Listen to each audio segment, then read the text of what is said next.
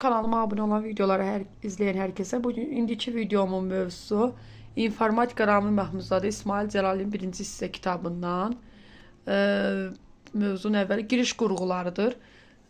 Sizin üçün səsli oxuyacağım. Siz özünüz də kitabı buradan səhifələri bir-bir ardıcıl yerləşdirmişəm, oxuya bilərsiniz. İnsanlar informasiyanın durğu orqanları vasitəsilə aldığı kimi kompüterə də kənardan informasiyanın daxil olması üçün gözlər və qulaqlar gərəkdir. Bu məqsədlə kompüterlər üçün cürbəcür qurğular işlənib hazırlanmışdır. Onlara daxil etmə yaxud giriş qurğuları deyilir. Bu qurğular daxil edilən informasiyanı rəqəmsal formaya çevirir, sonradan onu kompüterdə emal etmək və saxlamaq mümkün olsun. Müxtəlif növ verilənləri kompüterə daxil etmək üçün xüsusi giriş qurğuları vardır. Mikrofon, skaner, kamera, kaustik, qrafik planşet, sensor ekran və s. Sensor ekran həm də çıxış qurğusu sayılır. Klaviatura, kompüterin başlıca daxil etmə qurğusu klaviaturadır. Onun köməyi ilə mətin və ədədi informasiya, eləcə də cürbəcür komandalar və verilənlər kompüterə daxil edilir. Adətən klaviaturada yığılan informasiya nəzarət olunmaq üçün monitorun ekranına çıxarılır. Kompüterin standart klaviaturası aşağıdakı şəkildə təsvir olunmuşdur. Ona 104 klavişli genişləndirilmiş klaviatura deyilir. Deməli, funksiyalar düymələrdə göstərilib, yardımçı düymələr bu kənarda olan rəqəmlərdir. Hərf, rəqəm və kursorun idarə edilməsi, yəni sağ, solu göstərən. Klaviaturanın görünüşü şəkildəki kimi olmaya da bilər. Ergonomik klaviaturalar başqa formada olur. Yardımçı klavişləri olan klaviaturalarda rast gəlinir. Kompüter klaviaturasının əsasında yazı maşınları dayanır və məhz buna görə də onlarda klavişlər QWERTY düzülüşündə yerləşdirilmişdir. QWERTY adı klaviaturanın hərf, rəqəm klavişləri bölümünün yuxarı sırasındakı ilk 6 klavişdən yaranmışdır. Klaviaturada yeni daxil edilən simvolun yeri ekranda xüsusi işarələrlə kursor vasitəsilə göstərilir.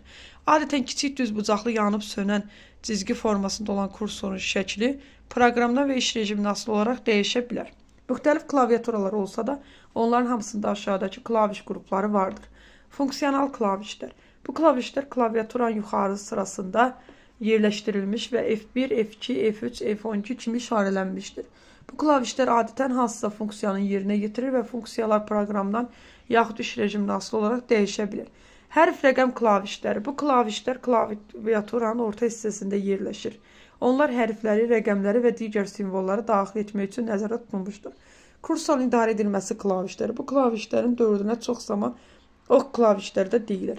Onlar klavişin üzərində göstərilmiş ox istiqamətində mətni kursorun hərəkət etdirilməsi üçün nəzərdə tutulmuşdur. Bu qrupa daha 4 klaviş daxildir. Home, End, Page Up və Page Down. Yardımçı rəqəm klaviaturası. Klaviaturanın klavişlərini xatırladan bu klavişlər dəstə klaviaturanın sağında yerləşir və əsasən hesablamalar zamanı istifadə olunur. Xidməti klavişlər Enter, Esc, Tab, Shift, Ctrl, Alt, Caps Lock, Insert, Delete, Backspace. İkinci sıçan haqqında gəlin məlumata baxaq. Qrafik informasiya ilə işləyərkən obyektləri göstərmədən və seçdirmədən keçinmək çox çətindir. Kompüterlər üçün çeşitli göstərici qurğular olsa da onlardan ən geniş yayılmışı sıçandır. Windows'da yerinə yetirilən əməliyyatların əksəriyyəti klaviatura üçün deyil, məhz sıçan üçün nəzərdə tutulmuşdur. Sıçanla işləyərkən ekranda görünən kiçik ox sıçanın göstəricisi adlanır. Optik mexaniki sıçanın masanın üstündə gəzdirdikdə onun daxilində kürəciyin fırlanması monitorun ekranında göstəricinin yerini dəyişməsinə səbəb olur.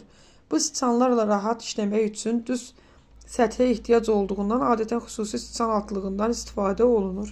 Müasir optik sıçanlarda isə bu proses işıq şüası vasitəsilə gerçəkləşdirildiyindən belə altlığa gərək qalmır. Sıçanın növündən və markasından asılı olaraq onun üzərində başqa düymələr də ola bilər.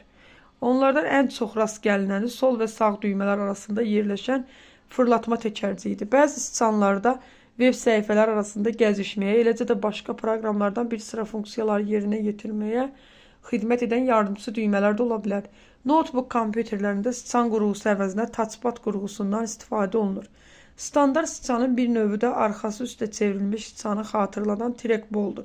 Belə sıçanı altlığından üstündə hərəkət etdirmək əvəzinə kürəciyin özünü fırlatmaq gərəkdir. Bu zaman qurğunun özü tərpənməz qalır və deməli trackball üçün masanın üstündə az yer tələb olunur. Rəssamlar arasında qələmə oxşayan sıçan qələm də populyardır. Belə sıçanlar xüsusi planşet üzərində yazırlar. Basılmaya həssas olan sıçan qələm rəsm və qrafik proqramlar üçün çox əlverişlidir. Bir də sıçan haqqında 4-cü sinifdə məlumat var. Kitabda burada deməli o məlumat belədir ki, ilk kompüter sıçanı 1968-ci ildə Amerika alimi Douglas Engelberg tərəfindən ixtira edilmişdir. Yalnız 30 ildən sonra bu ixtiraya görə böyük məbləğdə mükafat almışdır. Sensor ekran son zamanlar geniş istifadə olunan daxil etmə qurğusu olaraq sensor ekranı xüsusi qeyd etmək lazımdır.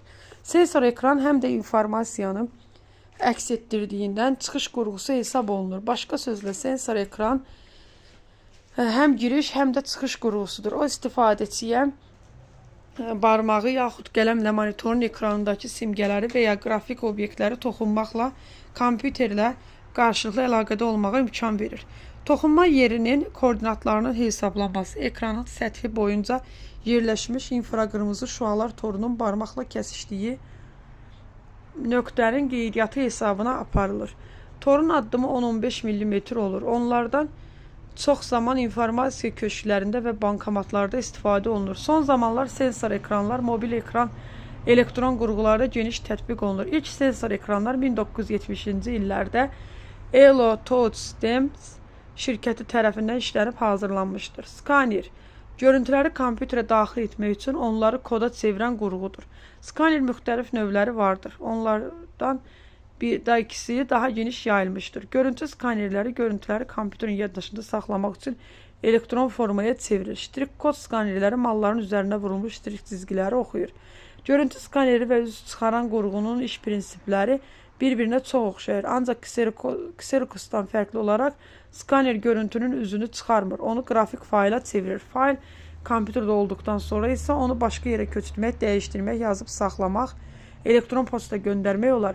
Skanerin başlıca göstəricisi bir düymdəki nöqtələrin sayı ilə ölçülən çözümlülükdür. Skanerin çözümlülüyü nə qədər böyük olarsa, alınan görüntü də bir o qədər yaxşı olacaq. Skanerlərdə standart çözümlükdə bir düymdə 200, 300, 600, 1200 nöqtədir. Darama müddəti və daranan sənədin maksimal ölçüsü skanerin çox önəmli xarakteristikalarındandır. Skanerlərdən nəşriyyat işlərində, layihələndirmə sistemlərində, animasiyalarda geniş istifadə olunur. Təqdimatların, mənzərələrin yüksək keyfiyyətli reklam materiallarının hazırlanmasında bu qurğunun sadəcə əvəzi yoxdur. Skanerin işinin nəticəsində adətən formatı PGX yaxud JPG olan raster görüntülü fayl alınır. Daranan səhifə mətndən ibarətdirsə, yaddaşa qənaət etmək, eləcə də başqa səbəblərdən alınan informasiyanın mətn formatına çevirmək məqsədə uyğundur. Daranmış mətni adi mətnə çevirmək üçün simvolların optik tanınması proqramlarından istifadə olunur. Deməli, indi rəqəmsal fotokameralar haqqında məlumatdır. Burada son olaraq yüksək texnologiyalar sahəsində ən son uğurlardan biri rəqəmsal fotokameralardır. Rəqəmsal fotokamera vasitəsilə çəkilmiş şəkillər kameranın yaddaşında saxlanılır və kompüterin yaddaşına köçürülə bilir. Çəkilmiş şəkilləri dərhal baxmaq, oradakı istənilən çatışmazlığı aradan qaldırmaq və xüsusi effektlər əlavə etmək olar. Çəkilən hər bir şəklin görüntüsü işığa həssas elementlərdən təşkil olunmuş matrisin köməyi ilə formalaşır. Rəqəmsal fotokameraların ən mühüm xarakteristikası onun matrisində olan piksellərin sayıdır. Müasir rəqəmsal fotokameraların matrisi bir neçə megapikseldən, yəni bir neçə milyon pikseldən ibarət olur. Megapiksellərin sayı görüntünün keyfiyyətini müəyyən edir. Matrisdə olan megapiksellərin sayı nə qədər çoxdursa, fotoşəklin keyfiyyəti də bir o qədər yüksək olur. İlk rəqəmsal fotokameralarda bu göstərici 2-3 megapiksel idi. Müasir modellərdə isə 7 megapikseldən yuxarıdır. Fotokamera ilə çəkilmiş fotolar yaddaş kartına yaxud başqa daşıyıcıya yazılır. Müasir rəqəmsal fotokameraların əksəriyyəti maye kristal ekranla təchiz olunub. Bu fotokameralarla qısa videolar da çəkmək mümkündür. Müasir video kameralar bir çox cəhətlərinə görə rəqəmsal fotokameralara çox bənzəyir. Belə ki, çəkilmiş video görüntülər kameranın daxili yaddaşında saxlanılır. Ancaq fotokameralardan fərqli olaraq onlarda yaddaş kartı ilə yanaşı başqa növ daşıyıcılardan Kiçik formatlı video kasetlərdən, DVD disklərdən də istifadə olunur. Son model foto video kameralar isə sərt disklərlə təchiz olunmuşdur. Bu daşıyıcılarda adətən 60-120 dəqiqəlik video yazı saxlamaq olar. Rəqəmsal foto kameralarda olduğu kimi, rəqəmsal video kamerada da görüntünün keyfiyyəti megapiksellərin sayından asılıdır. Müasir video kameraların əksəriyyəti 1-3 megapikseli dəstəkləyir. Görüntüləri lokal şəbəkədə yaxud internetdə ötürmək üçün web kamera adlanan rəqəmsal video kameralar vardır. Kompüterlərdə web kameralardan adətən canlı ünsiyyət zamanı istifadə olunur. İnternet texnologiyalarına əsaslanan video ünsiyyət yaxud videocab zamanı ünsiyyətdə olan iki şəxs bir-birini eşidə və ya görə bilir. Əksər web kameraların özlərindən daxili mikrofon olduğundan belə ünsiyyət zamanı əlavə mikrofona gərək qalmır. İndi isə test tapşırıqlarına baxaq. Ekranı saxlayaraq birinci özünüz tapmağa çalışın cavabları. Sonra isə bu cavablara biz bir yerdə baxarıq. Yəni mən cavabları deyərəm sizə. Baxırıq. İndi isə suallara bir-bir baxaq. Qələmi götür. Mən də qələmi götürək. Bəli, qələmi götürdük. Deyir, bunlardan hansı giriş qurğusu deyil? Mikrofon giriş qurğusudur. Sensor ekran girişdir. Skaner girişdir. Klaviatura girişdir. Deməli, burada nə deyib? B variantı, səs ucaldan. 2-də klaviaturada belə klavişlər qrupu yoxdur. Daxil etmə klavişləri, yardımçı rəqəm, hərf rəqəm, daxil etmə yoxdur. Çünki daxil etmə sıçan nəzərdə tutulur ən çox. Artıq olan hansıdır?